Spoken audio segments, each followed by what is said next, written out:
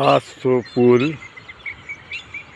सांगवीतून बोपडी भागात आलेला आहे, चंद्रमणी नगरच्या साईडला। या पुलाला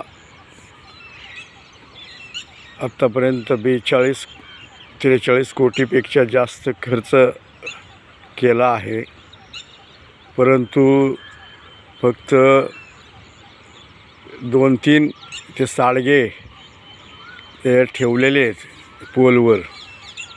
पुलाचं काम पूर्ण झालेलंच नाही, अपूर्ण आहे। यात नंतर परत दुसरा निधी, वाढीव निधी म्हणून जवळपास 19-20 कोटी परत मंजूर करून घेण्यात आलेला आहे। अशा प्रकारे ह्या पुलाचं काम बोपडी सांगवीला जोडणारा चालू आहे। याची चौकशी करण्यासाठी आम्ही बहुजन भीमसेना या पक्षाच्या वतीने लवकरच आंदोलन सुरू करणार आहोत। जय भीम, जय शिवराय, जय संविधान।